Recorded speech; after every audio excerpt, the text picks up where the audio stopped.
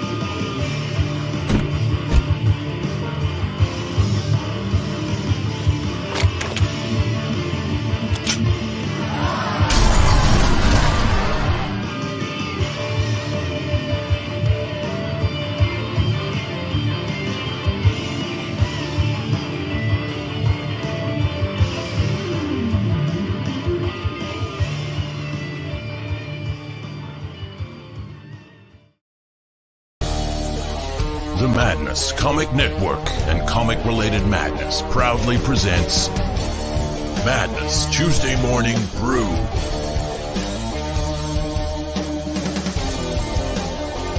Tune in to our content on Comic Talk with Pops Van Zandt on YouTube.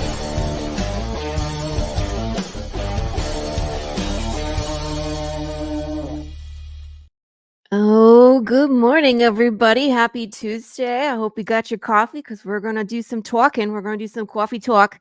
We're not from New York. We're from other places. But anyway, I'm here for the talk today. And I'm excited to be here with you, my friends, to talk about comics and all of the nerdy things we can think of. I do have my coffee here today. I think I'm just drinking a breakfast blend, nothing exciting in my Scully Yeti. It's friendly. Oh, it's iced coffee today too, so it makes noise. Just a quick couple things. Path of the Pale Rider. We got 2 pages left to complete, and then that issue number 5 will be off to Rachel Bullock to edit and all the good stuff. I'm hoping to get it to you, if not by the end of October, maybe early November. We of course had a couple delays, but everything's back on track now, as it should be. So I have all of the merch except for stickers. I got to order some stickers. I was having trouble deciding if I wanted to do like the big moment from the beginning or the big moment from the end of the comic as the collectible early bird sticker. So stickers, they don't take very long, so we'll get those ordered shortly. What else? Oh, Lori Calcaterra will be at two big cons coming up. I'm almost prepared. So Dallas Fan Fest, October 19th and 20th. I will be in Irving, set up at table 85, 2 tables away from Marco DeFio. He will get mad. He says his name both ways, so I don't know. Figure it out. So he and I will both be there. So you can see us and some other great creatives. Lauren Wright will be there. As far as I know, that's all the people I'm familiar with. And then the following weekend, I'm going to be at Cowtown, and I'm super excited for that one because Sam Vera will be there. All the charter people will be there. So William Russell, Ken Salinas, Lacey Kruger, Lauren Gibson. I mean, like DJ, right? No, I'm saying that DJ Hall. There's a ton of people that are going to be at that one. Gilbert Perez will be there. I'm trying to convince my editor, Rachel Bullock, to fly down for that so she can come hang out with me as well. So if you're going to come see me, pick either one. If you want to get the merch, come to the first one. If you want to get the hot sauce, come to the second one. That's all I got to say. One thing I wanted to show off real quick. I made a new friend today. Mark Maya is his name. And he reached out about coming on the Brew. And unfortunately, as you guys know, we're super booked. We're booked all the way out into December. There's actually 2 spots left in December if someone wants to grab one, December 3rd and December 17th. After that, you got to start booking into 2025. But his campaign is live right now. So I told him I would give him a shout out. This is super funny. Go here. Let me drop the link for you guys. If you like horror, if you like comedy, he kind of wraps it all together and puts bunnies on top. There's something about bunnies in this that's so funny. So you should definitely go check this out. He is working on issues 3 and 4. 1 and 2 are already complete. Do yourself a favor, watch the video. It's so freaking funny. You'll be in. So, but take a look at his cool stuff. I haven't had a chance to go shopping yet because I was just reading his comic this morning. But definitely go check this one out. I highly recommend it. So it is like it's the end of Kickstarter season, isn't it? It's like February to October. So everybody's got campaigns going right now, which is cool because there's so much good stuff out there. And then things kind of die off in November, December. There's always some going, but I feel like, now is the time. So I actually have a creator that's going to be on the show today who does have a campaign that's live. And it is our good friend, of course, Madeleine Holly-Rosing. Good morning. How are you? Good morning. Yes. Madeleine is in California and it is 8 a.m. over there. Yes. So she got Yeah, nice I was telling Lori before we got on, I was like, normally I'm at the gym, like right now, or on the spin bike or something. So I've actually, it's weird when you do that, you're actually more functional. But when you have to sit down and it's like, I don't know if you saw my little blurb advertising this last night. It was like, she's making me like be coherent at 8 o'clock in the morning. And normally I'm just have my audiobook on, I'm on doing my thing until later, and then I can speak intelligently. Right. So well, we'll give you, we'll take everything you say with a grain of salt. Usually for me, I forget names and I forget I'm trying to think of specific things and my brain is just not there. So I feel you. 8 o'clock in the morning is too early for me. So Yeah. yeah. Since I've been up since what, 6:30 Oh actually. my So, gosh. oh Well, yeah, me 'cause we had, too. yeah, I'm sure you have. It's like, get breakfast, feed the dogs, Mhm. get them out, all that fun stuff. Yep. So, And I got two littles, so it's get them up, get them to oh school. yeah, So that's a the lot fun more labor part. intensive than two dogs. Right. The dogs are the easy part. Usually they're like, feed me, okay. Go outside, Yeah. yes. None they're happy. Yes. They're Pet they're me, very okay. happy. Give me my chew toy and my comfy spot and Yep. we're all good. Yep. Yep. That's Yeah. how it goes. That was mine this morning too. So he's getting so fluffy. So he's a Newfie Doodle. So A he's Newfie actually Doodle. I didn't know there was such a thing. Was that yeah. intentional or accidental? No, it was intentional. He's Okay. great. Because poodles tend to be hyper. We Okay. had a golden doodle, so golden Mhm. retriever and doodle mix before, and Yeah. he was hyper until he was about 12. He slowed Wow. down. He only lived to 13, so it was only 1 year of his life that he was calm. He was a hyper dog. So he was a puppy for 12 years. Yes, when we went on vacation, if he went to the kennel, if you were introducing him to new people, they were like, "Oh, Coda, how old is Coda?" We're like 11, and they were like, "Oh my god." They're like, I didn't think okay, we thought he was 4. We're like, "No, he's 11." Yeah. Yeah. No. So, Yeah. but Ours are one is we think they're both rescues. One's a yeah. Dalmatian pointer and the other we think Ooh. is a pointer border collie. And Oh. she's rehabbing from a knee surgery Oh, and yep. is doing well. But yeah, they're both like 10, 11 years old. So they're Yeah. definitely they still have a lot of energy, but not like they did, when they were 2 and 3. Yes. Pops has a golden retriever named Murphy, who is the same name as my Newfie Doodle, and he's a mentor hyper mess. Yeah. And he Uh, drives the other ones mental. Yes. It sounds right. yeah, but the golden retrievers are sweeties. They're just They big are. fluffy mutts. They Yes, they are. are. They're big doofus, fluffy, happy doofus. That's why we love them. So, Yeah. anywho, Yeah. enough about dogs. So, what are we working on now? Wait, well, let's back up. I'm sorry. I'm Okay. used to you've been on the show before and we've talked Yes. and I'm familiar with your work, but just in case there's people watching that aren't familiar with you, why don't you give us kind of a recap who is Madeleine? What do you do? How long have you been doing it? What are your influences? Give us, all of that.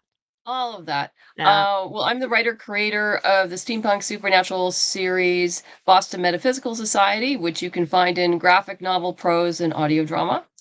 In short, it's about an Woohoo. ex-Pinkerton detective, a spirit photographer, and a genius scientist who battles supernatural forces in late 1800s Boston. Amazing. We're currently running a campaign for a special edition Volume 2 hardback. We ran one earlier this year for Volume 1. So you do have the opportunity to get both hardbacks. Ooh. And the first one just turned out beautifully. Ooh. And people were very, very happy. We did well enough, so we got like a silk bookmark and foil embossed, and hopefully we will do that. We've already actually gotten to the silk bookmark stretch goal, so definitely we got that. Cool. Um, the what it includes is our 4 standalone sequels, uh, pinup art that probably, unless you've been with me for the past 12 years, you've never seen. Uh, and because yeah, I used to hire pinup. I used to in earlier Kickstarters, I would have pinup art made and sent out. I actually don't do that anymore because prints are such a pain to mail. I don't want to deal with that because they just get munched. I mean, it's kind of, you know what I mean? It's just everything shipping right now is a mess. Where's the do you have examples of the pinups? No, because I wanted to keep that as a surprise. Would you just let the cat out of the bag? Yeah, well, people will know that there, but when they open the book, it'll be like, oh, I haven't seen this this is before. This is new, and gotcha. So you and get to pick the pinup. Is there multiple pinups going out, or is it just like it's one pinup? well, there's Everybody. pinups. The pinups in the book, that I think we have 6 or 7 now. I know I just added another one. Cool. That's Yeah, exciting. and they're done by like Ashley Woods, Roberta Ingranata, Ron Leary. I'm pretty sure probably most people have never seen the one from Ron. Ron found me like a decade ago online when we started off as a web comic, and artists they just found it and would start sending me art because they were intrigued with the series. And Yeah. Ron did this beautiful pinup, and so I said, "Hey, I'd love to include it with the book," and he said, "Yeah, sure." And so Amazing. That's I he always he feel he does amazing work. yeah. I always feel so Yeah. flattered when someone like on a draw stream randomly picks my characters and they're just like, "Hey, we're gonna draw so and so today." Like someone, Stephen B did Jude St. Clair for a day, and I was like, "Oh," it's like, "Thank you." You know what I mean? I always think that's cool to see other people's interpretation, of my Oh, yeah, characters. So much fun. and a lot of time it's inspiring too, because it's like, oh, they're looking at it a different way that I haven't, and what can I do with that? You know? Yeah. Yeah, Tim says it's I'm starting a web comic to help with my books I have through Critical Blast. That's something that's interesting to me too, because some people start as web comics and then go into like self-publish and make it a physical, and other people yeah. start as physical and then post it onto the web. Did you find that your method helped you gain followers before you publish? Like, what's your insight on It that? did, it definitely did. I I was kind of surprised at how many people were following it in the early days, and we were just posting. There was no webtoons or Tapas or anything back in those days, and so it was just on my really cobbled together website that looked like straight Interesting. from 1975. uh Tech until savvy. yeah, it wasn't pretty. I did my best, Hey. until I was fortunate enough that one of my fans was a web design guy, and he says, "Hey, I'll design you a website for, a reduced price." And he was also a hosting guy, so I hosted on his site. So that's how, he got his money back from me, which was totally fine. And he put together our original professional site, which looked great. And then time went on and, needed to upgrade. Yeah. And then I found another gentleman who completely revamped, in what is now the Queen of Mercia. That's my Queen of Mercia LLC is my overall company name, because I do plan on expanding beyond Boston Metaphysical, Yeah. because I have some things I'm working on in the background now. Uh, Ooh, have of you course, announced just it yet? no, nope, nope, nope, nope, nope, nope. Okay, secrets, Um, secrets. I think I found my artist. I mean, that's to me, that's like the hardest part is finding the person. There many terrific artists out there, love their work, but and there's always a but. Yeah, Um, I have to see something in their work, particularly when it comes to Boston Metaphysical, because it's been around now for 12 years. It's an established brand right. that they can evoke what this series is about. And that takes time and effort and scheduling, and so far I've done pretty well. Everyone's done a terrific job. So you can tell the cover for volume 2 is done by Claudia Ianciello. I'm hoping I'm not destroying her name. Did a fabulous job. Uh, Gorgeous. because for the sequels, the team expands. we meet Alma Bryant, who's the African-American lady on the cover in the second sequel, The Spirit of Rebellion. And she eventually becomes part of the team. Yeah. And I like the whole kind of art deco-y feel to it. Yeah, absolutely. So of course we had to do an art deco style owl metal bookmark. Yeah, I saw Which him. I is was like, this is so cool. We gotta talk about that in a second, but go ahead. yeah. But yeah, she did a great job in capturing the essence of the team.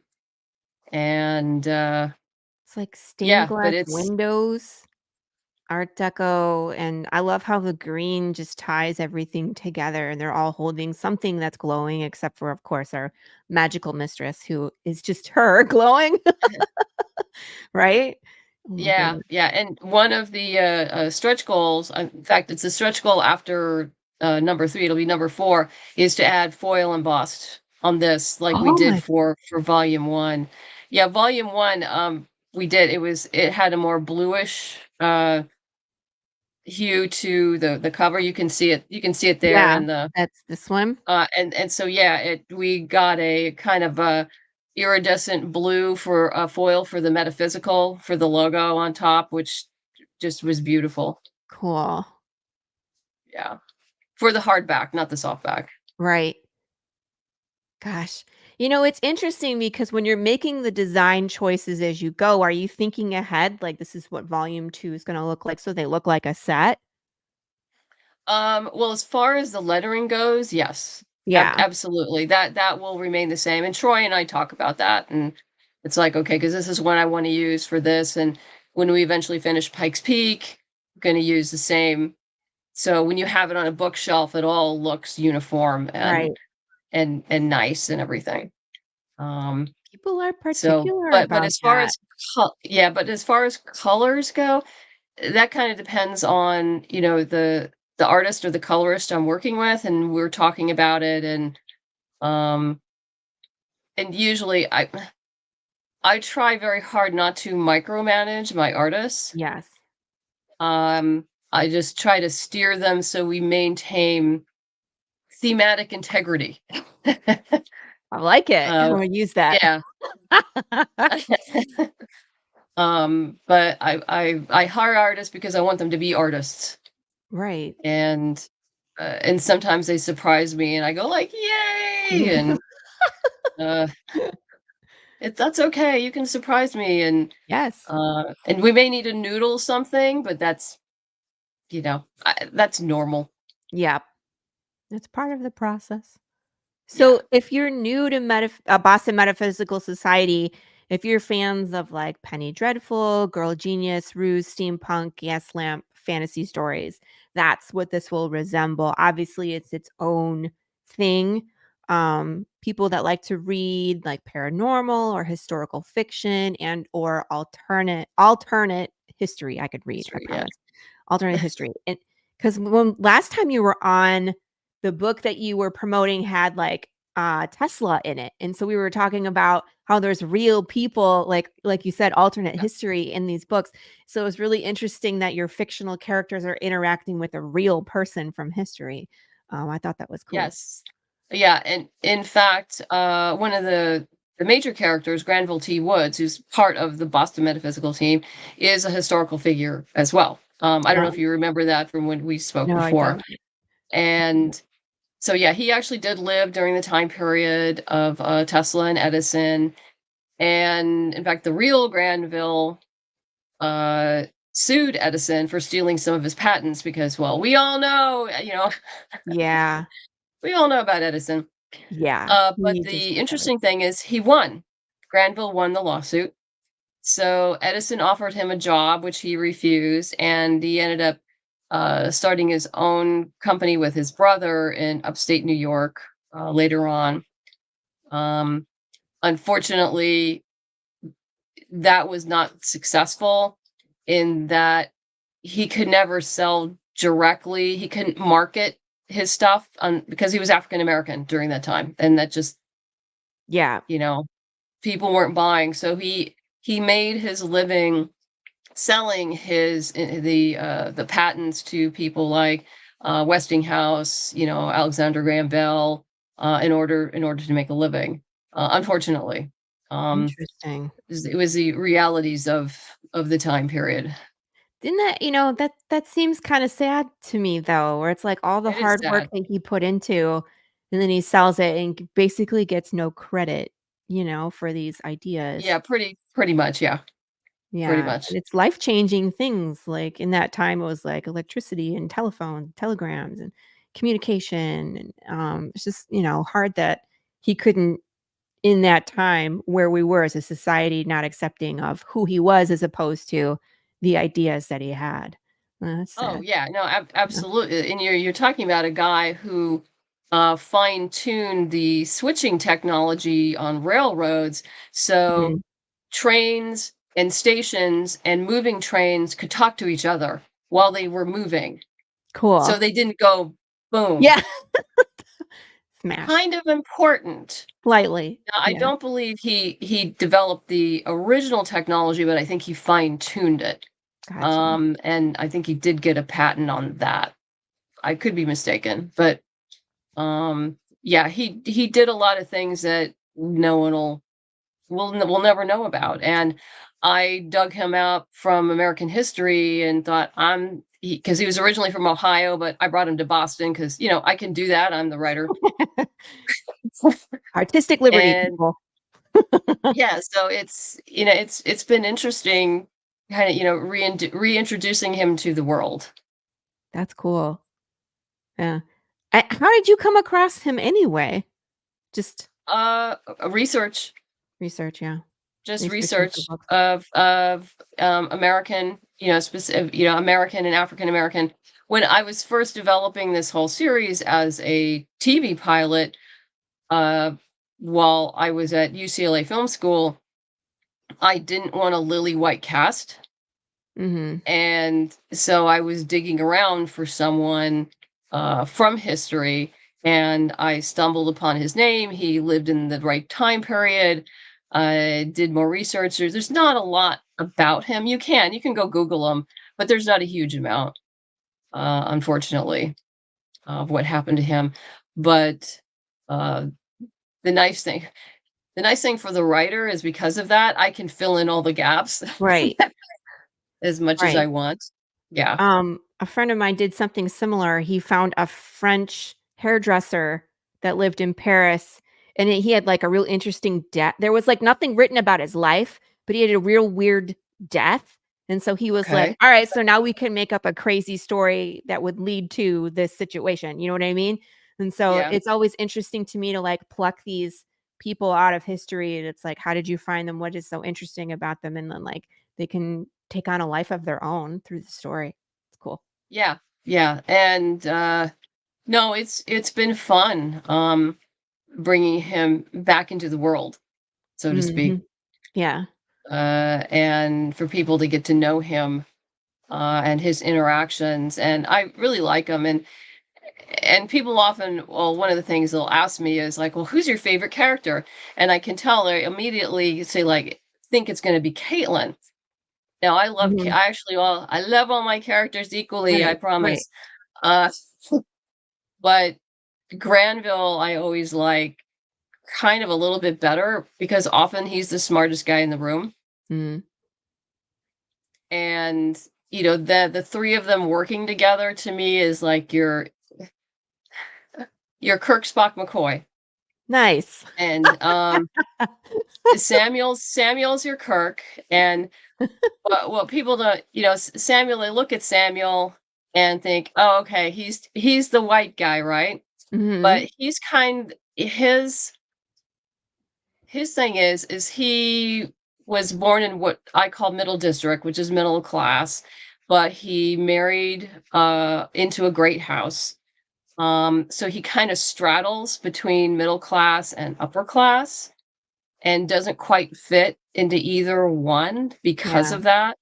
But because he has not a huge amount of money, but a little bit more money, a little bit more freedom than the rest of the team in this social structure, he provides the space for them to succeed. Oh, gotcha. On both on a social and cultural level, and gets that. And this is one of the themes of the books, of all the books, is each of them have their different strengths and weaknesses, but together they're unstoppable. Yeah. Yeah. If they And can work together as a team, though, do they always yeah, get they work along? which they do. So you have, Granville is more of like the Spock type character, and Mm. Caitlin is more of the McCoy type character. Though now I have Alma in the mix, and I've been slowly developing her relationship with Caitlin, which is a lot of fun, as they become friends. Because Alma is more scientifically oriented. She's very much into the scientific method, as Caitlin's psychic abilities begin to grow. Almost all about, well, we have to document this, we have to test this, we have to see this, we have to do that. And Caitlin's going like, why do you, why are you making me do this? She goes, well, we have to, no, data, data, data, data, kind of thing. And so they both drive each other a little crazy, but it That's funny. ends up helping everybody in the long term. And it also teaches the audience in a fun way, the scientific method That's of that's cool too. Yeah. how you do research, of how you Right? document, and how you put together data, and but in a fun and entertaining way. Nice. And so this volume is how many is this? 174 pages. Or I think it's Cool. going up to 176, but Okay. I have to talk to my pre-press guy, and I were he's working on it right now, and so I'm shuffling around some things, and so Oh, we'll good. we'll see. It may be a little bit bigger. So, oh Right? damn. Oh damn. Darn. Oh, darn. More bigger book. I know. It's always like, oh, can we have more bonus material, please? Thank you. Please, please, please, please, Please. please. Right. It's like the pages for the book are there, but it's like it's all the extras that really make it meaty. It's like, all right, let's go. Let's dig in. Yeah. Nice. Yeah. Oh, and you have exclusive, you have 10-page, you have nope, I can't talk. Then my brain just derailed. So you have an exclusive 10-page story in addition to the Yes. Yeah. regular? Yeah. What's that about? It's called The Ghost Collector, and Ooh. art's by Claudia Balboni. And once we get down, you'll get to see the first page of it.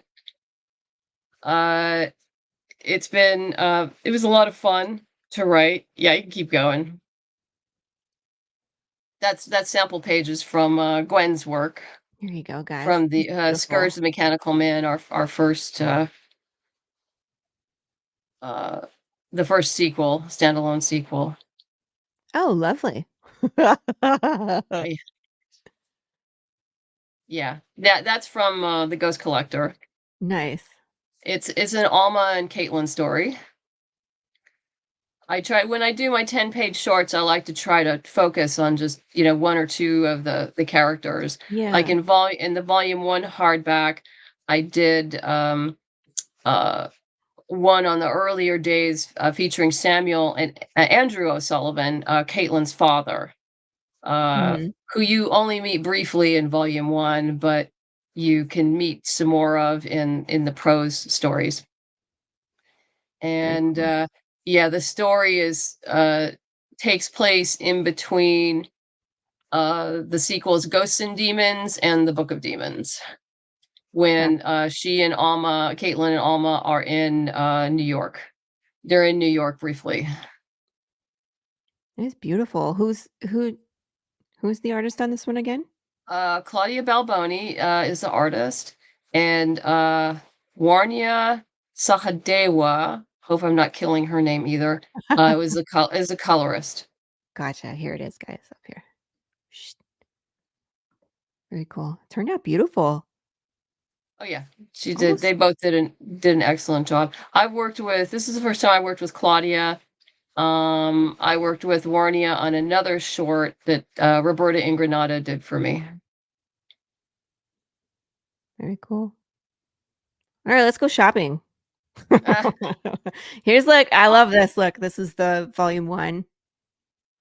Beautiful. Yeah, that turned out great. And that's Storm of Secrets is the novel. Yeah. Okay. I And was like, it looks different. yeah, and Prelude is in the anthology. They are both prequels to the graphic novel. Gotcha. Storm of Secrets starts about 5 years before the graphic novel and before the creation of the team. And Prelude is a series of short stories and novellas, and those stories range anywhere from 5 years to 30 years before the start of the graphic novels. And Gotcha. so they go over origin stories of like how Samuel and Granville met, Caitlyn's what set Caitlyn on her path, and I also get to dive into some of the supporting characters, which is a lot of fun. That is so cool. I love when there's like the main story and then there's supporting material to kind of like if you want to dig deeper into who these Yeah. characters are or like why the world is the way it is, there's more for people to explore that just kind of like you don't have to go into these, but if you do, it makes the story so much better because you have a broader understanding of like what's going on, which is so cool. I Yeah, yeah, love that it you just have an audio book too. yeah, the audiobook The Ghost Ship takes place during the time period of volume 1. It is a full cast special effects like your old time radio play.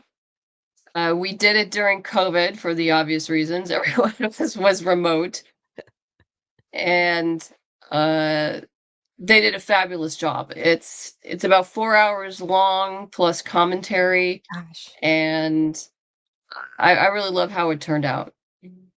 that's so much work. We talked about that and all it took to put it together, and you were Oh like, "It's yeah, it's insane." I was like, "Maybe I'll postpone working on that then," because I was kind yeah, of on the and fence about doing one, and you were like, "It's so much work," and I was like, "I'll wait it then." is, and I mean, I wrote and produced it. Oh, For anyone who thinks of producing is glamorous, wrong. It's really about contracts and scheduling mm-hmm. and making Mm-hmm. sure everybody's where they're supposed to be and turns in their stuff. But yeah, Chip Michael, well, Eddie Louise and Chip Michael were my production team. She was the script editor, and Chip wore many hats as audio engineer and director. Did a fabulous job. He also was a composer, if you can believe that too. Oh my gosh, Yeah. that's awesome. But yeah, no, it's a lot of fun and also taps into, Edison is part of this story. So you get to interact with Edison and his kind of obsession with Caitlin and um yeah, I could see how it's that would be a it's thing. well, Yeah, he's like very much interested in her abilities, her psychic abilities. So, yeah. makes sense. Here's the first two Yeah, of Pike's Peak. that's the Oh first 2 my, issues of Pikes Peak. love this cover, by the way. This one with the ghost hands. Oh, The yeah, ghost Angela hands? Wu, has done all 4, covers, for the 4-issue miniseries, and, yeah, she's just done a fabulous job. Gorgeous. That's so cool. All right, here. So we could get, let's see here. All right, so let's start shopping. So a volume 2 special edition is $12 for the digital. And again, Mhm. I love getting digital rewards because you get that satisfactory, like, you don't gotta wait for shipping. When it's available, you get it hot off the press, download it, and you can just start reading. You can read on your phone and you can read on your Kindle, you can read in the dark. Yes, Like that can to read me in is, the dark, yeah, and if you're like me, I'm a huge fan of digital myself just because I live in a very small house and I have no more room. right. Um, And but yeah, and also for international backers, yes. that's very helpful because even though I use discounted shipping, it's still expensive. It's a So thick book. It's a heavy book, and it's a heavy book. It's a heavy book, yeah. shipping that bad boy is it's costly. But Yeah. hey, I mean, if you want it, get it. But That's what I love. I love digital. But on the flip side, I still love the physical experience too. So I usually do like I try to get the rewards, the pledge levels that have both, where it's like you get the digital and then you can get the And yeah, physical. So I yeah, can binge read and I can find all the twists and turns. And then when the physical comes, I sit down and I take my time and I look for yeah, Easter eggs, and you get to hear the sound of the pages turning and like feel the pages. So it's a whole tactile, other sensory experience with the physical copy. So that's yeah. what No, I look like. I do love physical books, Mhm. absolutely. Yeah. And but yeah, just space is an Yep. issue. I feel you. I'm with you. 'Cause, I do a lot of the fulfilling and, merchandise and everything. I do that Oh, myself. So I have successfully taken over the guest bedroom with my stuff. And of so course. it's great until someone wants to come stay, and then you're like, "Where do I put all of these things that live here?" Yeah, I mean, I was fortunate when we finished the first two issues of Pike's Peak. The weather was nice, and so I rented two tables. I hired Yeah. two people to come over, and we cranked out over 300 Gemini mailers in Yes. 5 hours. Oh my god. And oh yeah, we went to town on that. Had a nice lunch. It was a very pleasant afternoon. Yeah. Uh, for volume one hardback, unfortunately, because of dog issues, I couldn't have people over. Plus the fact it was too hot to do anything outside, Yep. and we don't have the space inside. So I did it. All I of f it. that I feel you. That's me. That's Yeah. me. I And split it about up by whatever, and then get all, do these 5 and then do these 5, and then it gets done. Yeah. yeah, I actually did it in I did like what four over a little over 400 in 3.5 days. Oh my god. That's amazing. 'Cause it's Yeah, not well, it's it took me a couple days to recover from that. yeah. I was gonna say, it's not just the fact that you're doing it all yourself. Cause like me, I usually get like 140 backers, but you have like 400 backers. That's a big difference to get all that stuff, process all that stuff, make sure it's all put together right, and then carting it to I'm sure your post office hates you. I actually arrange online for USPS to come pick it up. Okay. They Yeah, we appreciate did it. that. I actually pay them to come pick it up Oh, so because then it they're just extra happy. Yeah. yeah, the last time I think I told them I said, "Okay, come at 4 o'clock because then I can get more done, right? And get it out." And then it Yeah. was like 11 o'clock in the morning. It's like honk honk, and I'm like, "Wait a Wait, minute, what? you're not supposed to be here till 4." And they said, "Yeah, my manager told me to come now." I'm like, Ugh. "Okay." So, Well, but you're it gonna have all to got come out. back tomorrow. Hey, Apex. How are you, sir? And yeah, not everybody's a digital fan, and that's okay. I love physical books. I love them just as much as digital. So Yeah, no, I I totally get agree. it. Totally get it. You got to have that tactile feeling. It's like it's the smell, the sound, the feeling of turning the page. I 100% get it. Yeah. Hey, Gray Wolf, how you doing, man? Good morning. So anyway, so let's go shopping smart. Okay, so digital volume 1 and 2 is Yeah. 22 bucks, and that's amazing because like we were saying, volume 2 is 170 plus pages. Yeah. How many pages was volume 1? 164. Yeah, so you're getting, a plethora of pages here. It's not like you're getting 2 24-page Yeah. issues. It's You're getting a digital. You're lot. getting a lot. You're getting a lot. You're getting a Yeah, lot of bang for your buck. yeah. Volume 2 softback, so not the hardcover. So you get the Mhm. digital and the soft cover here. That's Correct. cool for Correct. 25. Correct. That's a great price. Digital bundle comics only, so $32. What do you mean digital bundle? Let's go look here. Oh, yeah, you get volume one, volume two, and the first two issues of Pike Peaks at all digital level. Nice. See, this is also a great way to save some money too, you Yeah. know, because you get all the material, you don't have to pay for shipping, and you can get caught up so that way, One of my other friends does these things called book fairs. So every now and again, he'll just be like, I have so much material. It's for you guys that have been in the business for 10 plus years. You know what I mean? You have this huge catalog. And us as readers, if we're just finding you, it's like, I might have to do digital now just so I can read everything. But then I know which ones I want to go back and buy physical. So it's like, I got to catch up. Yeah. So that's No, always good too. absolutely. It's a great way to catch up and figure out like, okay, I like this. Let me Yeah. get these two, and then I'm going to wait till the trade comes out on that, or however you want to do it. Yeah. Right. Right. And so then we can follow for the next time and be like, okay, here's the catch up tour where I can get the volumes or like I need to get the audio book. I really, I enjoyed these. I think I would like that. So I love the digital for that reason too. Tell us about these metal the bookmarks. Super cute with the owl.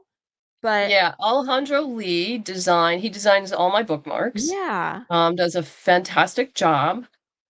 Since we kind of had the Art Deco style cover, I said, okay, let's do an Art Deco owl.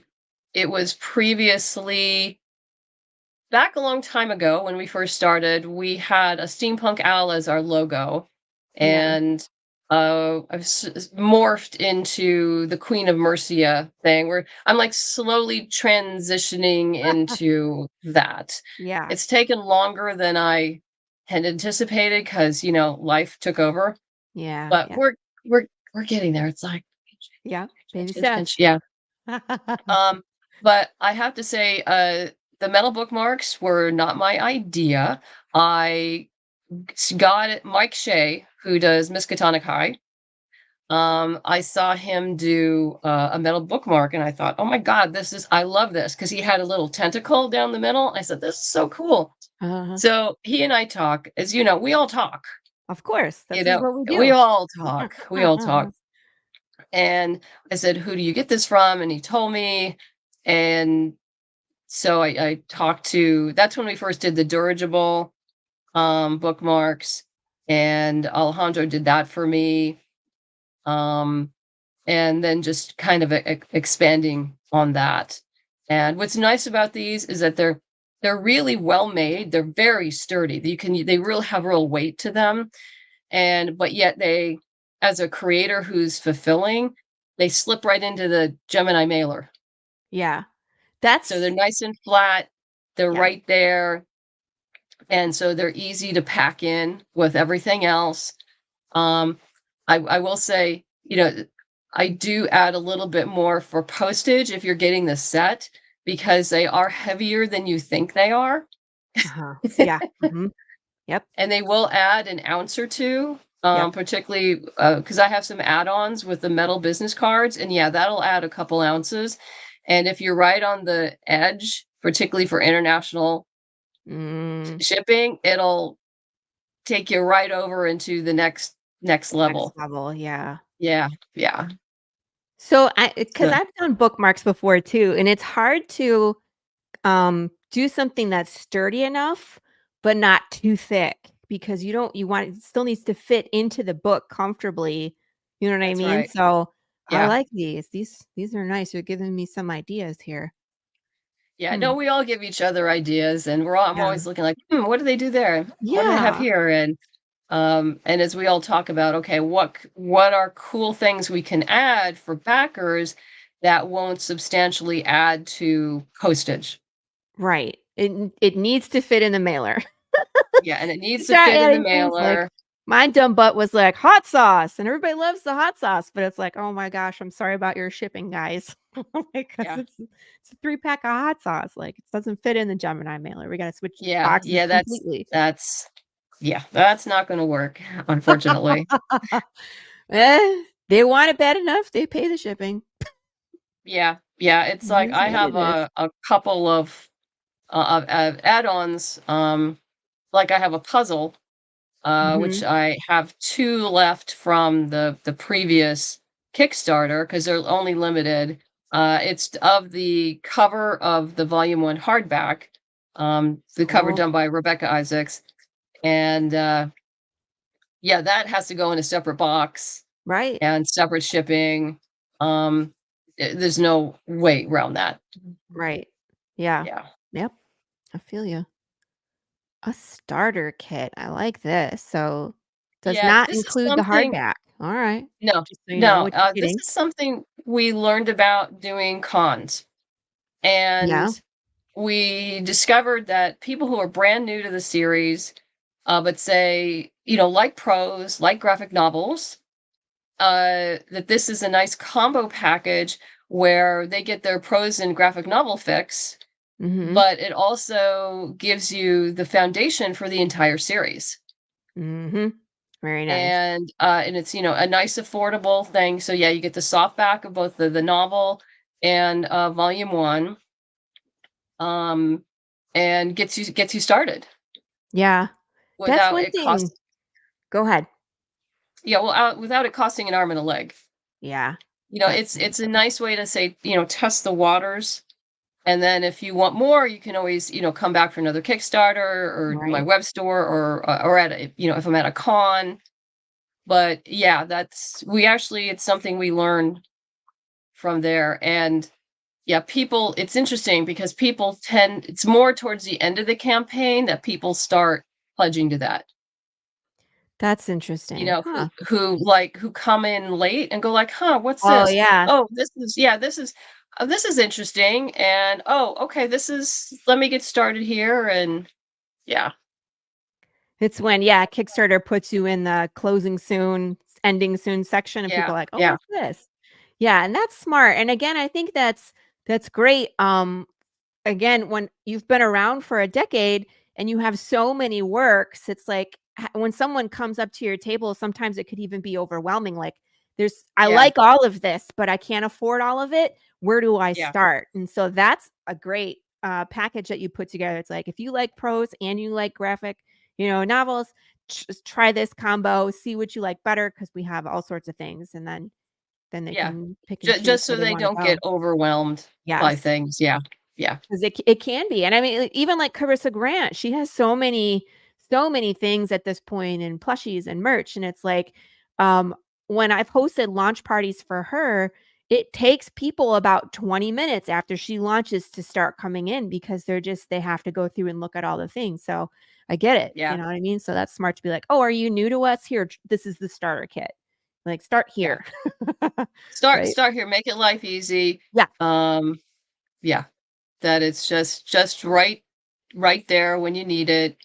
Um, and no, I found it to be good. I mean, we don't sell a lot of those, but it's enough that people. Oh, thank you. I see. Thank you. Thank you, Critical Entertainment. You Thank guys you very rock. much. Hello. Thank Hello. you. Hello.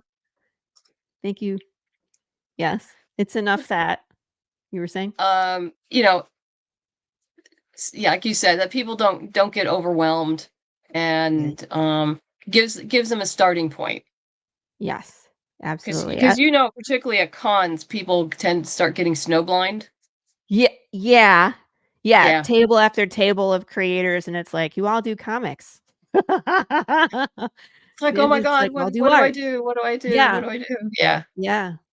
And you have to be different. You have to be sometimes you have to be quick too. It's like you have to know how to pitch well, where it's like, this is what we do and this is what makes us so special, and I'm passionate about it, and like, put a book in their hand and say, check it out, man, see what you like. And that, sometimes you only get 3 seconds, 5 seconds to talk to that person, and then they're off again. Well, you have to have your 30-second elevator Mhm. pitch, Got to snag them. and you have to have good art, because as I like to say, the art brings people in, the story makes them stay. Yes. Yes, I agree. Yeah. 100%. Your pitch. Oh, you want Gotta my have pitch? it. Gotta have Oh, it. All right. So the hardback, $40. And these are so gorgeous. Someday I need a hardback. I'm still I'm on the soft cover right now. So at some point I would like a hardcover, but well, I don't know if you saw this, Matt. No. Let's see. But I bind books. Oh, Let me bring this down for just a second. So this is the soft cover, and I okay. ripped the cover off my own book, which gave me some emotional damage, and then I Yeah. rebound it as a hardcover. So Oh, yeah, it was fun. I put an internal bookmark in it, so it has a bookmark. I'm not really fond of this leather because it does that, but yeah. yeah. But I need a hardcover too, I think at some point. But so what's for you? Was there a difference you think for the soft cover to the hardcover? Does it change anything in your design? Um, was there any difference you think? Um, no, not really. I mean, Good. there are physical and technical aspects between the two that my printer is very helpful with me, and my pre-press people have always been great. Dave Lenz is doing the pre-press on this, and I always tell I worked with Dave for the first time for volume one, and I tell him, I said, like, hey, don't assume I know anything. Right. I know I've been around the block here, but don't assume I know anything about the technical. And if you see something I've screwed up, please tell me. I'll be Yes. happy to fix it. And then they just laugh, and and then everything gets done right. Yeah. I have no issue. Like, well, this is wrong. Like, okay, then Yep. let's fix it. Let's fix it. Yeah, exactly. Let's fix I it. It was interesting to me because, as like the way my method is we go through and we make individual issues and then we go back and we put it together as the trade. Yeah. And so, Mhm. 24 pages with a staple binding Saddle stitch. Yeah. saddle stitch Saddle binding stitch. Yeah. versus the glue binding. The gutter is different. Like it depends on how many pages you have. And so like even like you said, the people that do the formatting and like the pre-press, they have to go through and make sure like your text isn't in the gutter, or your important stuff isn't in the gutter.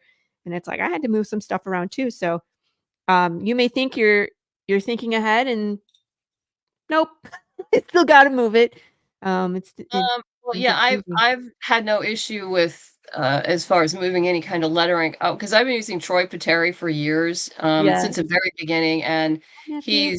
he's an amazing pro at this. As we work for DC, so he already Yeah. knows, and he also like will send him the template for the spine Yeah. and for the different size, so he knows what he's supposed to do. Everybody gets what they need in order to do their job.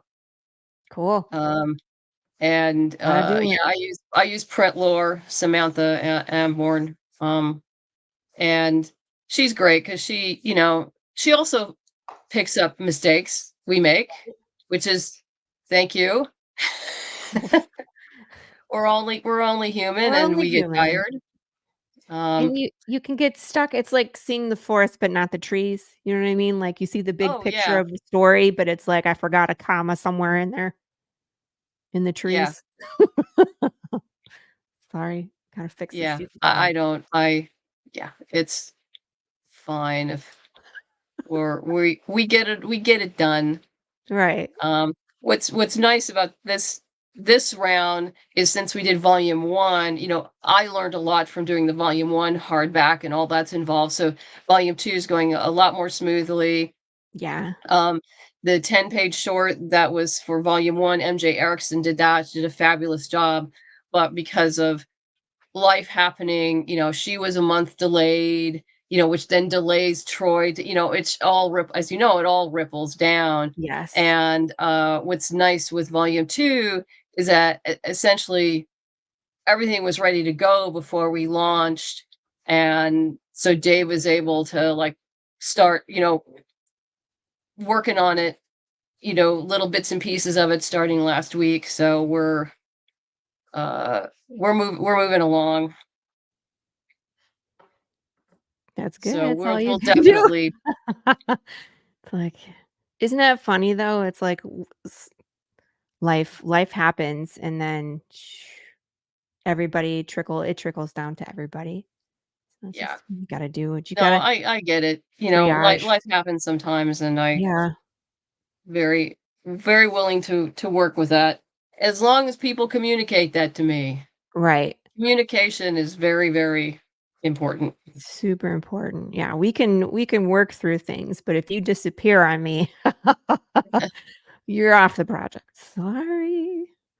All right, Sorry. digital bundle, comics and prose. This is cool. Prose. So $42 gets you everything. Yep. Not the audiobook though.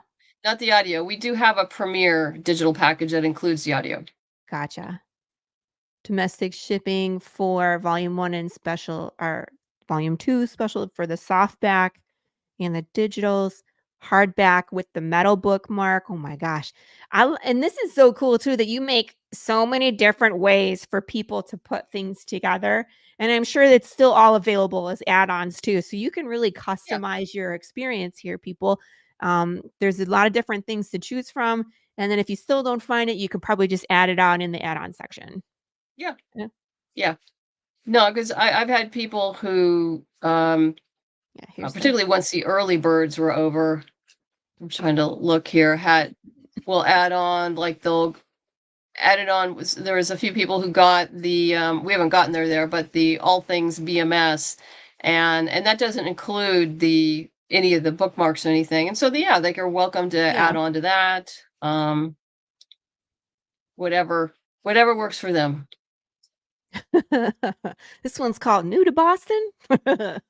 Yeah, that's funny. And that's pretty much if you want to get everything. So we have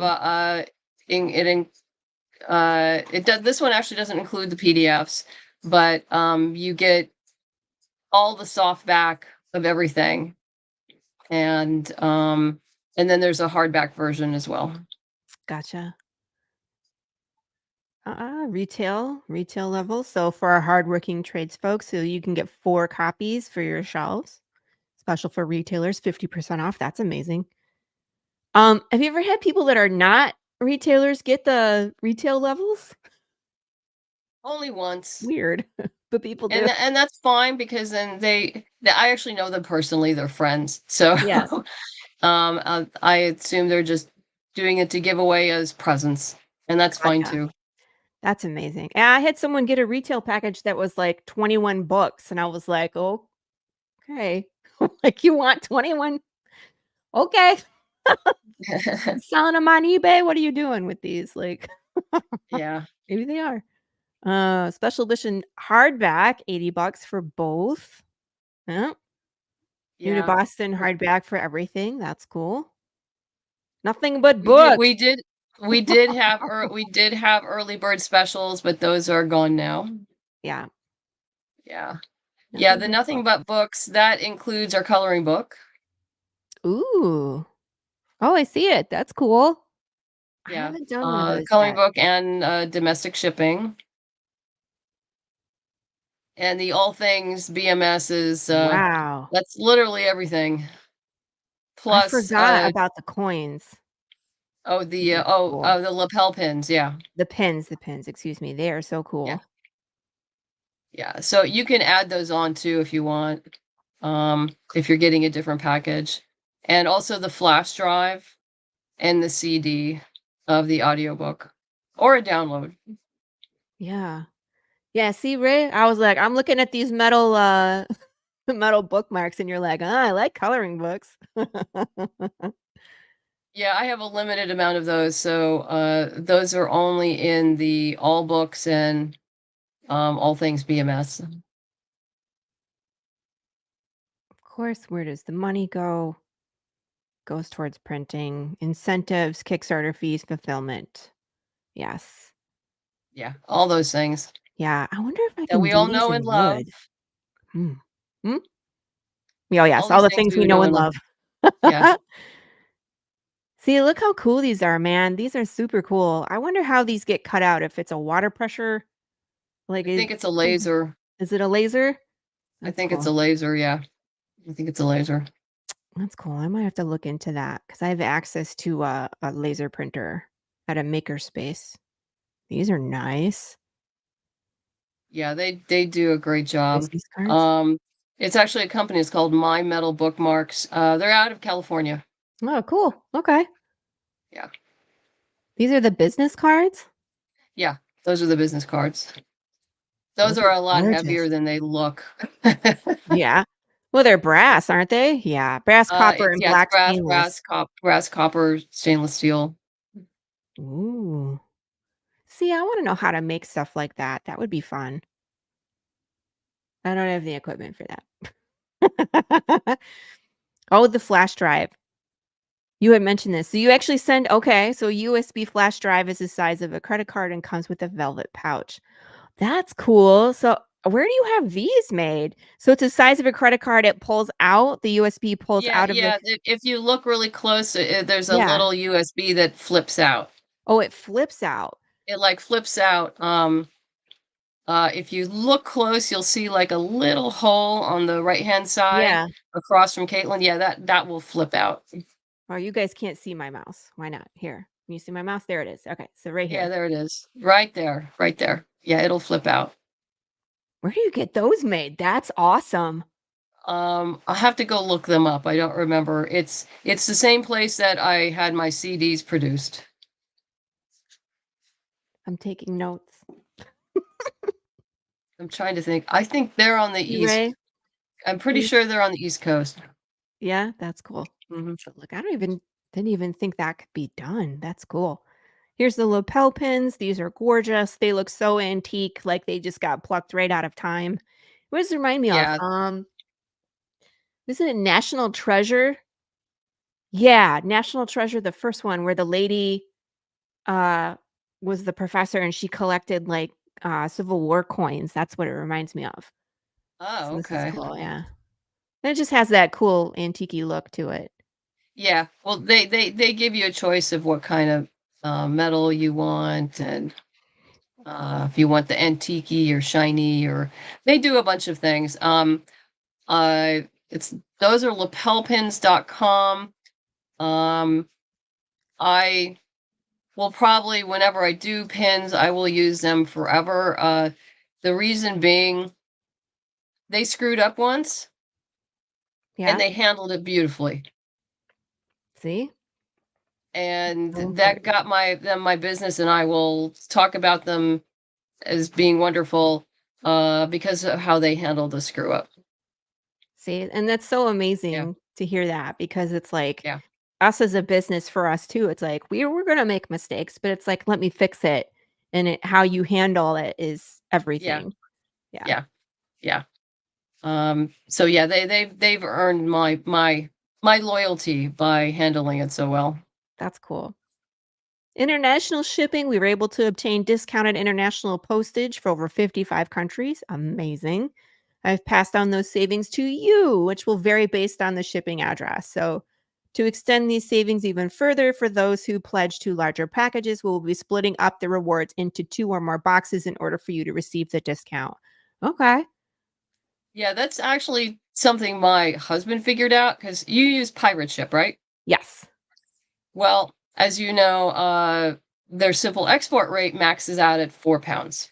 Oh, okay. And yeah, but if you split up the package and keep each of them under 4 pounds, it'll actually end up costing less than if you shipped it regular USPS International. And that, friends, is a tidbit for you today for everybody watching the show.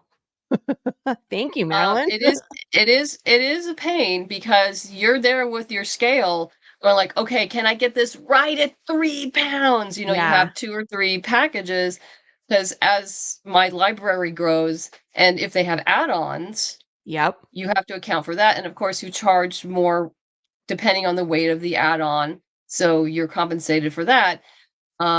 But it does take some effort to figure out the various possibilities of what they could add on, and if that's going to shoot you over 4 pounds. Yeah. And then you have to break it up and uh, be very creative in your packaging so everything is safe, but Yes. yet is, under certain poundage. But yeah, that's something we learn Oh. when we first started, when the all things BMS, was, it's over 4 pounds, 5 pounds. I mean, sticking all of that into one, it's close to 6 pounds. Oh my gosh. Yeah. For particularly with the hardbacks. Yep. Yeah. So yeah, you need to split it up. but that's how everyone saves money. Because I would think it would be the other way. They would just be like, okay, just put it all in one box and we can, instead of sending everything, no, but whatever. no, it's not. It particularly if you're using the simple export rate over at Pirate Ship. Pirate ship. That's cool. Yeah. No, you will save, because what would have been, I think it was like $120 if Oh, you had shipped it in one box, got it down to like 90 or 95. okay. That's a significant savings. That's significant savings. Yeah. Yeah. That's amazing. All right, we're on to stretch goals. So exciting. Oh, so we have 12,500, which we have reached. So 6 fabulous digital comics from the best indie creators. Everyone pledges to a reward is eligible because they are digital rewards. That's so cool. And you'll get these within 2 weeks after campaign is over. There's some good stuff in here. Mittens. Yeah. My kids read Mittens. They love it. It's so cute. Mm-hmm.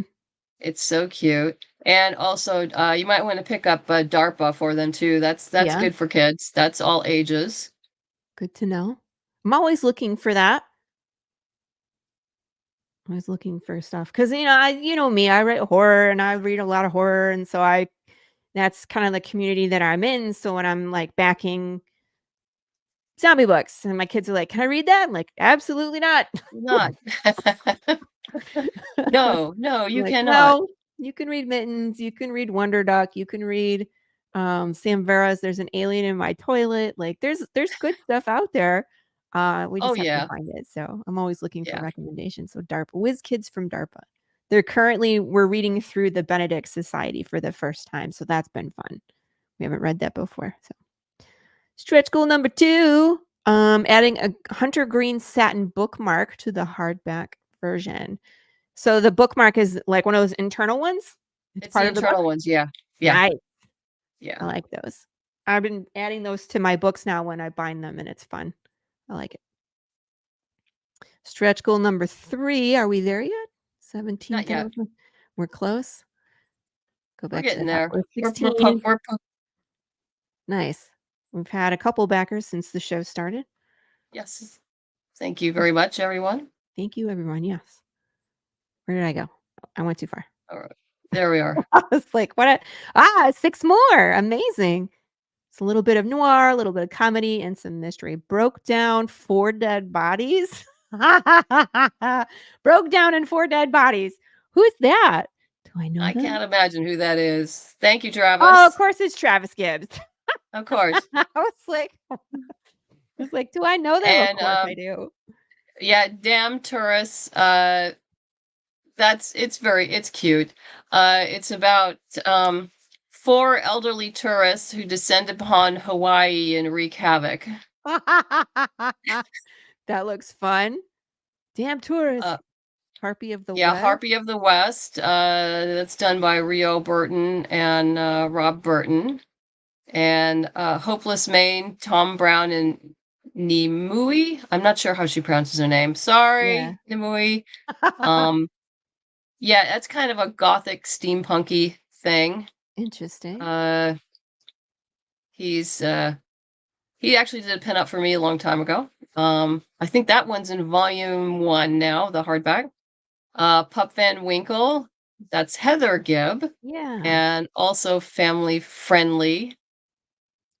I don't And know, the surgeon. man. I've seen Watership Down. Just because it looks family friendly does not mean it is. Yeah, there's some that's like ooh kind of thing. Yeah. Yeah.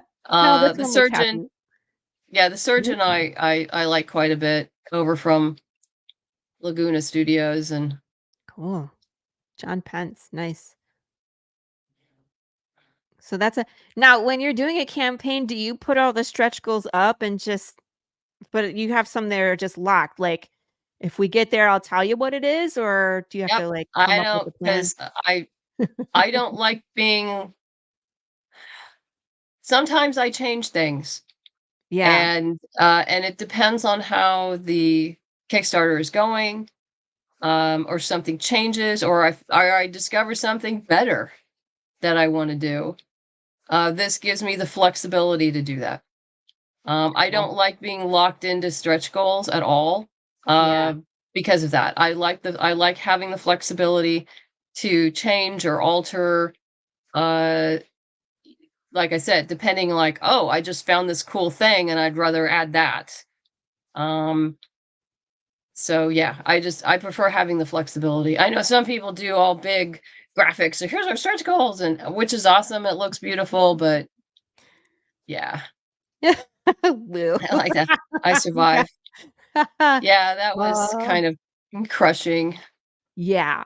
Like, oh, look, it's bunnies. What are they? Oh, they're all dead. Yeah, they're all dead. Welcome to the 80s. This is why we are all messed up. Because we watched that and the Neverending Story and so many other soul-crushing moments from the 80s. Yeah. Please note that after 1 year from completion of shipping, the campaign fulfillment will close. That yes, this is something that I think I have to communicate as well. Like, if you don't fill out your survey and it's been a year, we're moving on. Like, you Yeah. can't come to me Yeah. 2 years later and Um, be like, "Where's my stuff?" Like, where were I you? I will I will quite honestly tell you that I pulled this wordage directly from a Charlie Stickney campaign because Yeah. I'm going like, yeah, we need to do that. So I'm pretty sure I told him. I said I stole your language. And I don't think he cares. Um, so Well, that's good. I tell other people too. Well, if you go back up to the international shipping, I also talk about VAT Yep. and how people are responsible. Sorry, you're gonna have to pay VAT. That's just there's Yep. nothing we can do about that. But hopefully with the discounted shipping, that will help offset it. Glenn. And Glenn hates Lord of the Rings. He just doesn't. He can't do it. What were you saying? I'm sorry. oh, that's okay. And I tell people, I say, who had issues with overseas backers, was like, oh, I have to pay, da da da da da. And I just say, okay, go to my Kickstarter page, just copy and paste what I wrote, put it onto Yeah. your page, so at least you can say you were warned. Yeah, it's on the page. It's on the It's page. on the page. Yep. You were warned, and and and most people who live overseas have told me that, I mean, VAT is just a normal way of life. So most people don't Yeah. think about it. But every once in a while, I think there's a sticker shock value, and I understand. Yeah. So Yeah. I mean, it's better to give everybody the heads up. Is like, remember, you will have to pay VAT on this. Yeah. There's nothing we can do about it. And that's kind of why it I've tossed back and forth in my head whether I should do international shipping or not. And I feel most of the time the international backers are in the digital realm anyway. And then so when we release each issue, I just keep it to domestic. But when we do the trades, I release the trades internationally. So Yeah, I would agree with you. I do a lot of international shipping. yeah. I have a lot of international backers. And so not to have that, I would actually lose money. Yeah. So I'm not you though. I'm not there yet. I gotta look. I got 10 more years. I don't know. and no, I have some international backers who've been with me for a long time. Yeah. And thank you Yes. if you Thank you. happen to be watching. Thank you. We You never talk, know. we chat. Um, Everywhere from Wales to Australia to Canada to yeah, everywhere. That's cool. I don't know. Maybe I'm really kind of anxious about that. I don't know if I need to like take a class or something or just to understand it better, the cost involved and the procedure involved so I don't incur cost or overcharge customers. Like I feel like I just need more information before I take that jump. So Well, I do prototypes to the best of my ability of all the packages. So I do know roughly what the cost will be. There cool. may be, obviously there's going to change if there's add-ons and things like that. Um, but I've pretty much been spot on. There have been maybe a couple times where I've undercharged and I just ate it. Yeah. And there have been a few times where I've overcharged, and if it's unfortunately, substantial, anything over $10, I will contact the backer and say like, "Hey, I was able to be more efficient with the packing, and give me your PayPal or whatever, and I'll send you whatever, the Yeah. difference is." And most are very grateful for that, and so I refund them. I just let That's them know. smart. Yeah. And I'm sure they Yeah, it doesn't. appreciate it. Yeah, it doesn't happen very often. Yeah. So I think in this last, yeah, in the last one, in for volume one, it didn't happen at all. So Gotcha. Yeah. I was pretty good at nailing down the postage, but Yeah. That's yeah, smart. it's almost like it's more art than science. Well, I think for me, it was with the trade paperback because I hadn't done one and trying to estimate how much it would weigh. You know what I mean? Until I had one in my hand. And now it's like, now that I have one, I can, you know what I mean? So like future campaigns, I think I can be more accurate um, Yeah. in my Yeah, guessing. and it's like I hadn't done a hardback at all. Mhm. So I was taking the hardbacks that I own that had about the same page count, Yeah. and then putting them in a Gemini with packing, and then, okay, this is what we Approximate. think it's going to be. And it was pretty close. Well, that's a smart way to do it too. I'll have to think of that next So time. no, I like I said, I prototype everything and um do my best guess. That's all we can do, people. You know what we Yeah. didn't do? We didn't watch the video in the beginning. Let's watch it now, Oh, okay. everybody. You I can usually do do that. that before we go explore, but I got too So much you can into see it. me with hair and makeup. That's Oh, excellent. Here we go. Hi, Sarah my name is Madeleine Hey, look. Holly-Rosing, and I'm the writer-creator of the steampunk supernatural series Boston Metaphysical Society. Welcome to our Kickstarter to print our first ever Volume 2 Special Edition hardback. If you're not familiar with the series, it's about an ex-Pinkerton detective, a spirit photographer, and a genius scientist who battle supernatural forces in late 1800s Boston. With a fabulous cover by Claudia Annunziello, this limited edition of Volume 2 comes as a hardback and a softback, and not only includes our 4 standalone sequels, The Scourge of the Mechanical Men, The Spirit of Rebellion, Ghosts and Demons, and The Book of Demons, with art by Gwen Tavares, but additional art by Roberta Ingranata, Ron Leary, and more. Plus, a brand new 10-page bonus story with art by Claudia Balboni.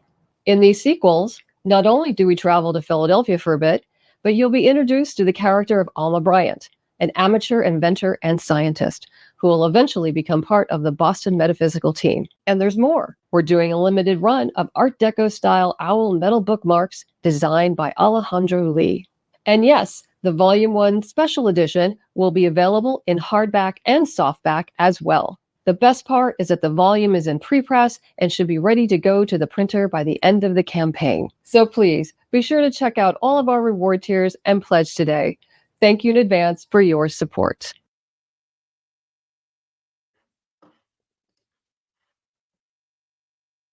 I think I copied one of your videos once because it's like it's 1 minute and 36 seconds and so much information just in that time. It's amazing how you have it down to a science. So Do you realize how many times I've done this? I know, but still, like for people like myself, I'm like, okay, how do I make a video? You know what I mean? Like there's a ton of people like, how do I make a good video that has information, it shows off art, is clear and concise? Because again, people are watching 30 seconds of videos and they turn them off. You know what I mean? Yeah. No, I no, that's true. For one, Madeline, well, I ran myself over with a car in the beginning of one of my videos to try and get people's attention. They still didn't watch the whole thing. yeah, it's fine. You just need one, and you make it short and sweet. Uh, yeah, no, but I also hire a video guy who knows what he's doing. So Gotcha. I write the script, and it's actually kind of interesting. His mother has been doing my hair coloring for, well, as long as I've been married, for like over 20 years.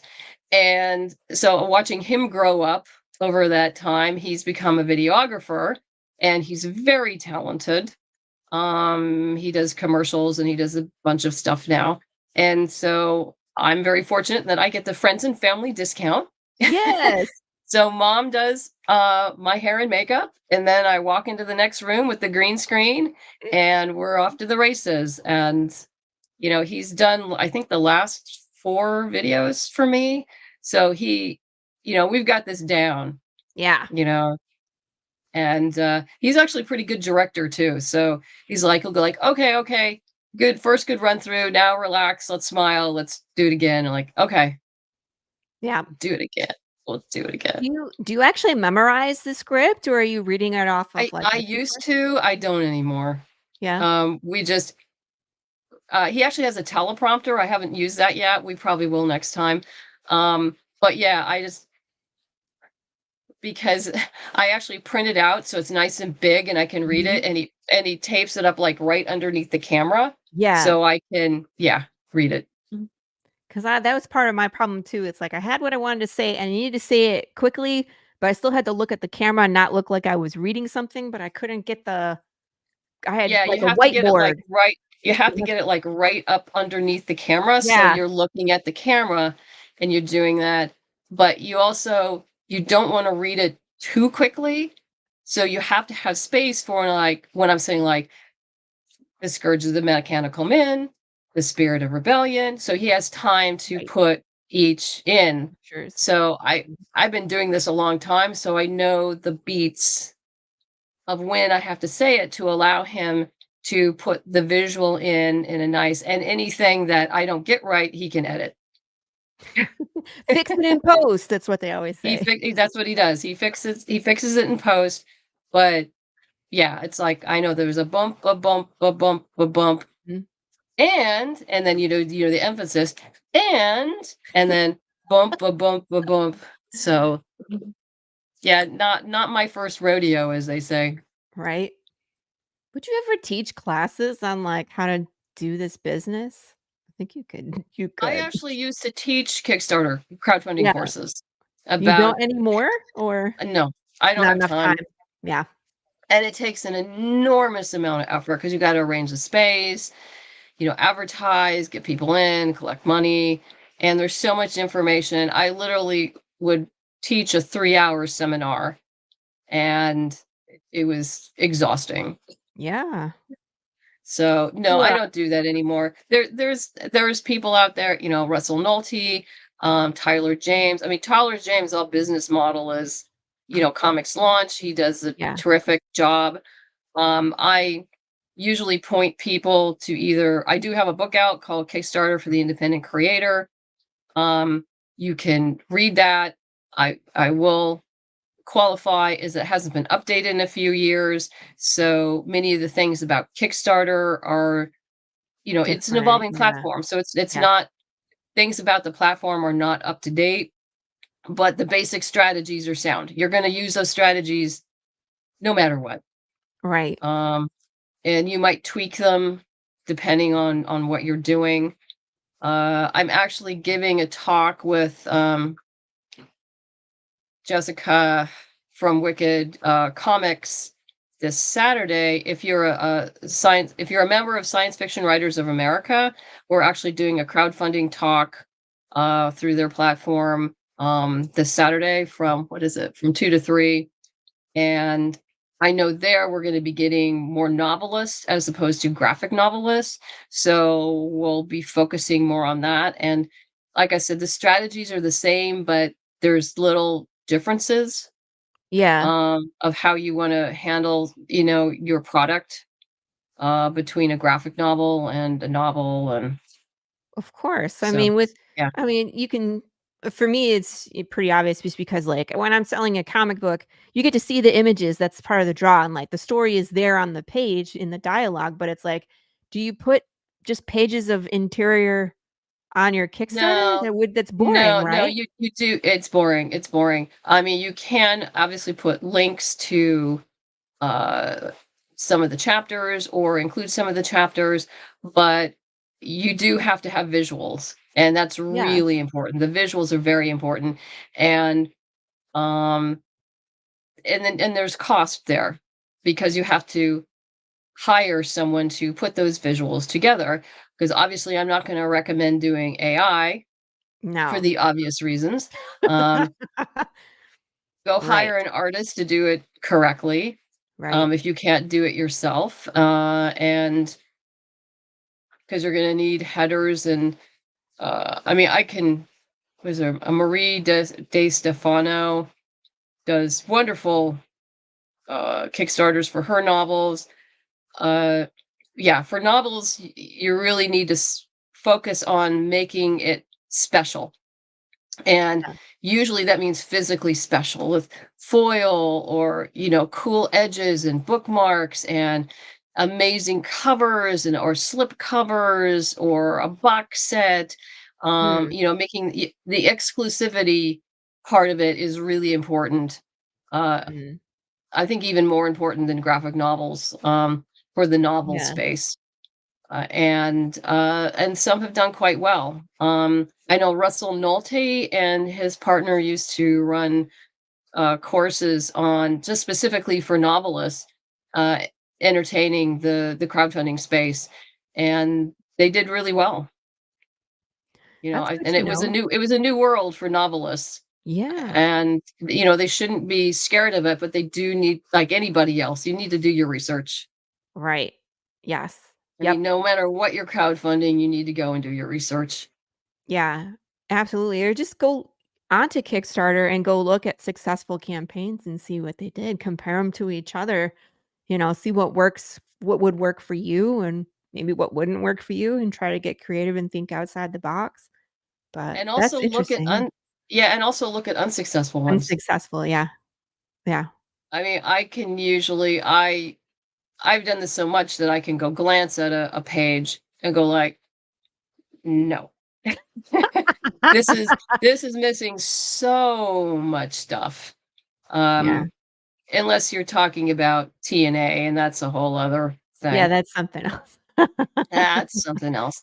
Not that I have anything against TNA, but Well, you just that's don't have to rely on substance. Your substance doesn't matter because it's all in the imagery of sex cells. In my uh opinion. In my it opinion.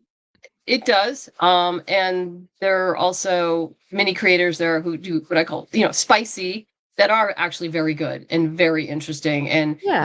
yeah, there's a sexual component to it. But it's an integral part of the story with interesting characters, and that's great. I mean, That oh, I like too. that's I'm with great. you.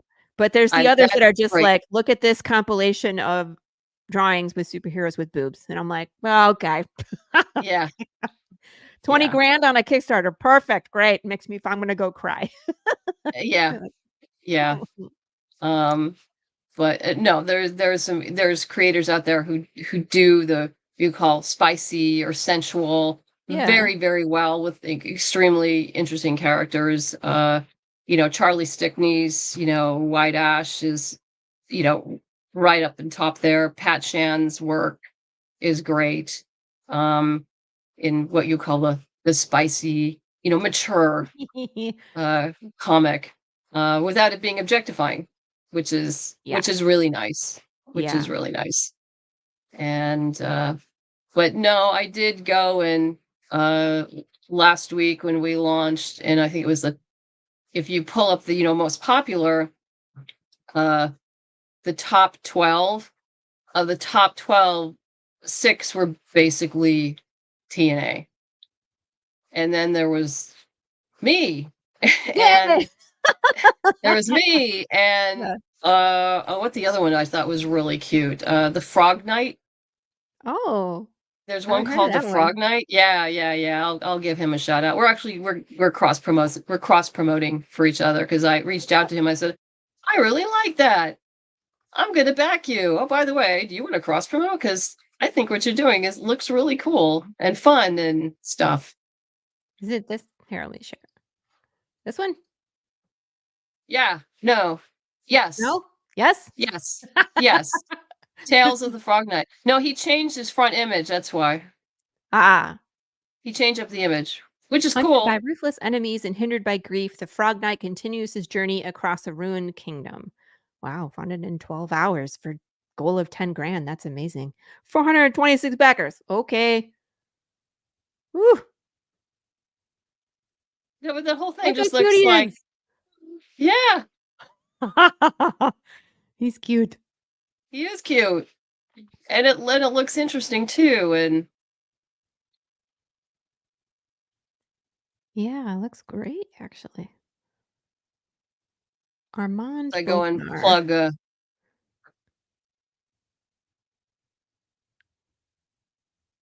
Very cool. I'll drop the link in the chat for everybody here too. Obviously, people are enjoying this series. yeah. No, it just it kind of spoke to me. So like I like this. Yeah. How many pages does he say? I don't remember. I don't remember.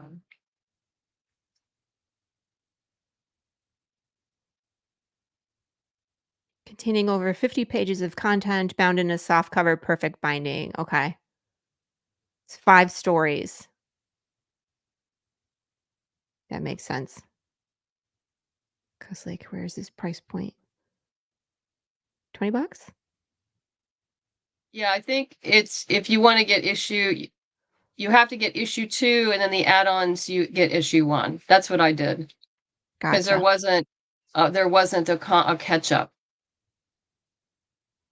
Lord tier of that I Shit. found. What's this? You are a grand champion of the arts entrusted with the stewardship of a page of original art. Ooh. Sign and sketch physical copy tales issue number 2. You will receive an original full-size inked. What does that say? Interstitial page, What does that mean? full-size inked interstitial page featured in Frog Night, What does and interstitial mean? I believe it means in the middle. In the middle. Okay. Interesting. Lord of Memories. So that must be. Yeah, That's another one. So Yeah, that's another these one. are Yeah, these are singular. Yeah, limited yeah, one of one. So yeah, there's 2 pages he's willing to give up. That's amazing. yeah. Cool. Yeah, go check this one out too, guys. Here you go. Frog Night.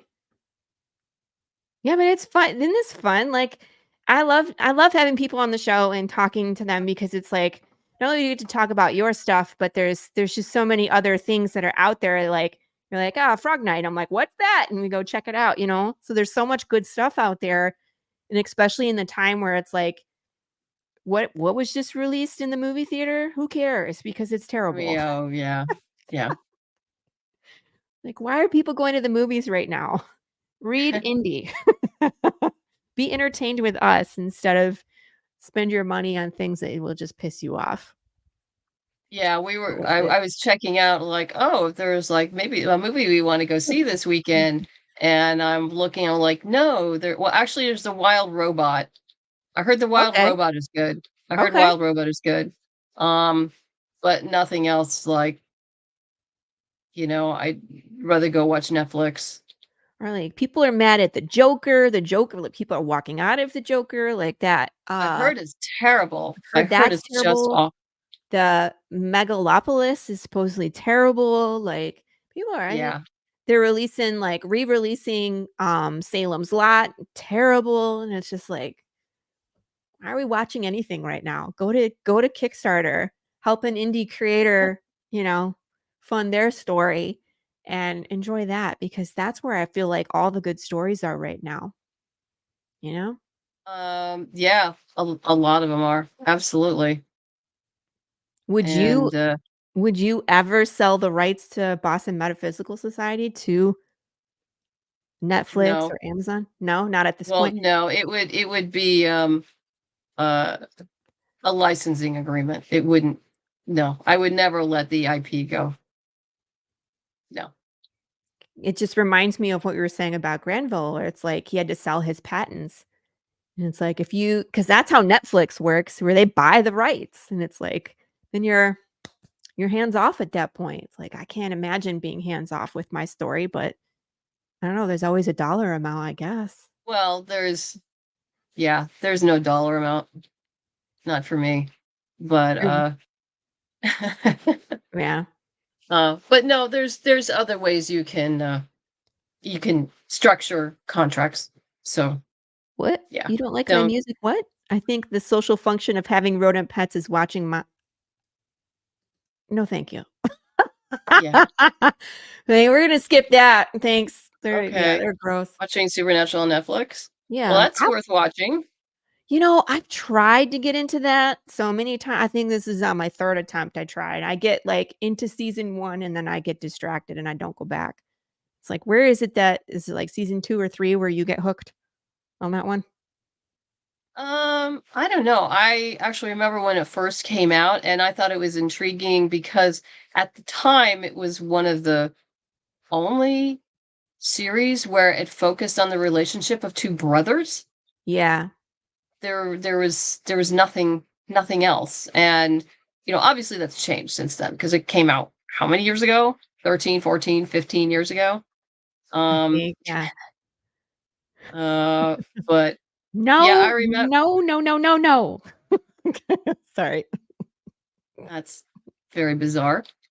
Um Yeah, I actually saw Jared Padalecki at a cafe over in Studio City. I was over there having lunch with some friends, and I turned and I looked down and I said, "Oh, there's a woman holding a baby." I said, "What a cute baby!" And then I saw the mom, and I'm like, "Oh yeah, well she's cute, makes sense." And I look up, and there's Jared Padalecki sitting next to his wife and his child. Like, now I Oh, know why the baby's so cute. yeah. Has really good genes. It's very good genes. That's funny. And I turned around and I told my friend, I said, "Oh, the guy from," I didn't remember his name at the time. I said, "The guy from Supernatural is behind me." And she starts texting a friend going like, "Jared Padalecki's sighting," they're getting all excited. But no, I looked over, I looked at the baby, looked at him, and I smiled and nodded, and he smiled and nodded back. And I turned away and I said, "Yeah, I'm not gonna bother this guy. He's Yeah. trying to have lunch with his wife and young child, and Yeah. we will leave him alone, and we will not make any kind of like." I was real quiet. I said, "The guy from Supernatural." But don't look at him. Don't look at him. And she just kind of glanced over and was texting. That's So funny. it You're was like, fun. take his picture real quick. Fiction can never match grim reality for being disturbed. I'm just being dark. Yeah, you're being dark today on the show. Yes. It's okay. It's all right. It makes me have that awkward laugh. So if you enjoy my awkward laugh, keep it up. There you go. There you go. Madeleine, we're heading towards the last part of the show. Oh my So God, it's gone actually pretty it, quick. it always does. I always people, 2-hour show, and I'm like, you'd be surprised how quick 2 hours can go when we have just good conversation. And you Yeah. have so much stuff on that Kickstarter page. It's just incredible, for everybody to go look at your accumulated life's work on one page. Isn't that crazy? Oh my gosh. Pretty much. Pretty much. Yeah. And Mm. I will have an announcement about Pikes Peak next month. I was Oh, it's gonna so wait. exciting. I'm gonna wait till this is over. As I like to say, one thing at a time. Mm-hmm. And just a reminder, here is the link. Go check this out. Go shopping. Go pick which option works best for you. Madeleine makes it super easy to cater your experience, whatever dollar amount or preference you have. It's just a gorgeous book, super intriguing. It's well established. You can't lose here, guys. Go back it. So, and again, you're not going to find cool stuff like this out in mainstream media. So you gotta go here. You got to. All right. So Madeleine, why don't you tell us your social media and your website where people can go? Oh, are you going to turn on late pledges? Are late pledges turned on this? Yeah, Just late curious. pledges are turned on for almost all of them. Not all of them. Gotcha. Okay. Yeah, So most of them, I think. just in case you missed the campaign, you can still pick up a copy. But after that, where should they go? Website? Website, type in like Boston Metaphysical Society.com or queenofmercia.com. They all go to the same place. Mm-hmm. Social media, Facebook, Boston Metaphysical Society comic, Twitter, now known as X. Everyone still calls it Twitter, but Yeah. I'm still sort of kind of on there. It's M Holly-Rosing. Instagram is M Holly1. So I mean, you just type in Boston Metaphysical, and I'm gonna come up. Yeah. Yeah. Beautiful. Do you have any in-person appearances coming? Any Comic-Cons or book signings?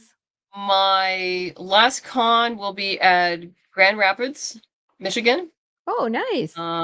Yeah, I haven't done that before. Source Point, my publisher, is out there, so go out and say hi to the gang. See everybody. For those of you who don't know, Source Point Press picked up our original 6-issue miniseries back in 2019, and then the subsequent sequels after that. So yeah, it'll be nice to see everybody. We're not usually in the same state at the same time very often. When will you be there? That is mid-November.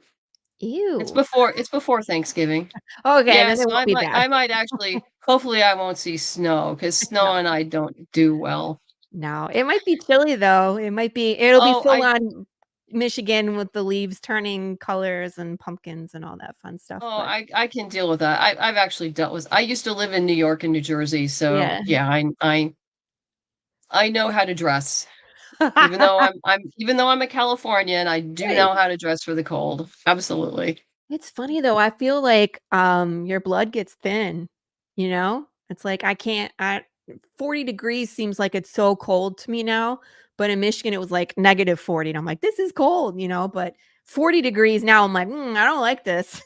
Yeah, no, you do get used to it. Your body gets used to it.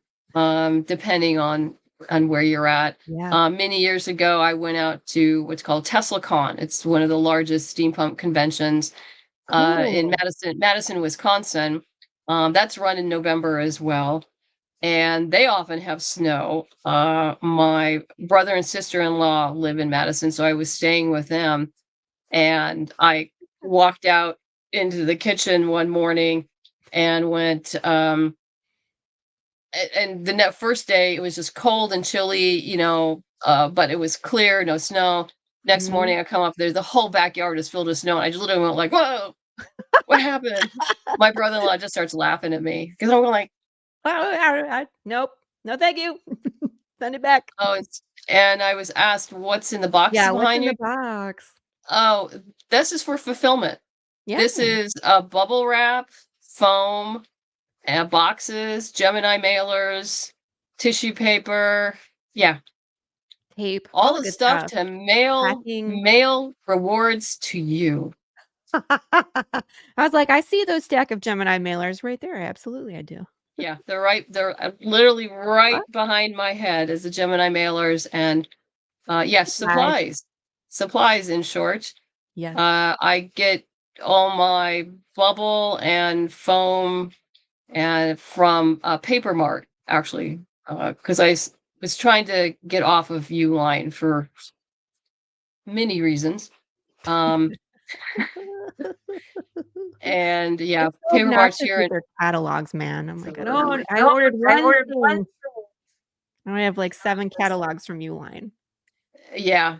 It's also, quite frankly, it's cheaper to use either Paper Mart or Gemini. I'm getting everything from Gemini now. They've been great. Lou says it's indie Amazon back there. Indie Amazon. Yeah, it kind of is. That's true. And Amazon is undercutting everybody. They do that because they can. Yeah, but they don't pack their stuff like I pack my stuff. I mean, you need to be intentional to try to destroy one of my packages. Like you need to run it over or a car or like bend it. Poor Charlie Stickney. Yeah, Geminis, they're tough to bend. You really have to work at it. And he posted a photo of what the post person did to one of his backers, and it was like bent. I mean, clearly they had to take their knee to that thing to bend it. I mean, Why? that was quite intentional. Yeah. And of course what was inside was like bent and not in good shape, and obviously not Charlie's fault. But yeah, you really have to be intentional to destroy a Gemini mailer. What a jerk. Or even one of my boxes, because I use heavy duty boxes to send out a lot of material, and not just Geminis. And there's foam at the bottom, and this is packed nicely. You literally have to run it over. No thanks. Yeah. Yeah. So you can't use rolled up newspapers anymore because no one reads newspapers. Yeah. Yeah, that's true. Yeah. That's true. All right, my friends, this was a wonderful show. Thank you, Madeleine, for coming. Thank you, everybody who tuned in. Make sure you go check out Boston Metaphysical Society for the special edition hardback, volume number 2, on Kickstarter right now. I say this every show we have a live campaign, but this is the most important time to make sure that indie creators can continue to give you quality products on a schedule. Like, it's so important for us to get these campaigns funded and not only funded but over goal, because people's cards will fail ultimately. People will back out, right? And it's like all the fun stuff that we can do with the campaign funds is really helping indie. So thank you so much. Yes, thank you, everyone. Thank you. You don't like my music, for making the show interesting at the very end. Lou, peace out, man. All right, everybody. We'll see you next week. We will always have new indie creators, wonderful indie creators on the show, and be excellent to each other, and make sure you kiss your babies. We'll see you all next week. Thank you. Bye-bye. Bye.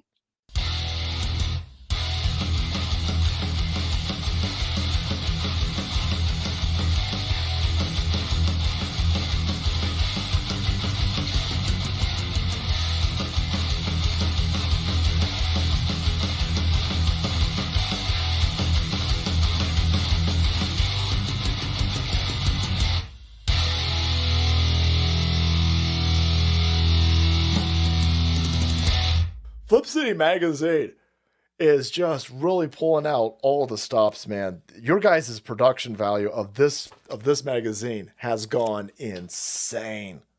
I mean, look at that. I mean, I remember when you guys, it was black and white. Even when it was black and white, I thought your quality was great. But damn, they just really stepping it up a notch. Look at this. James Corbett, boys. James Corbett. Genuinely cutting. But also funny, and obviously just chaotic and very fun. I love Flip City. It has brought new types of badassery and integrity to the print medium.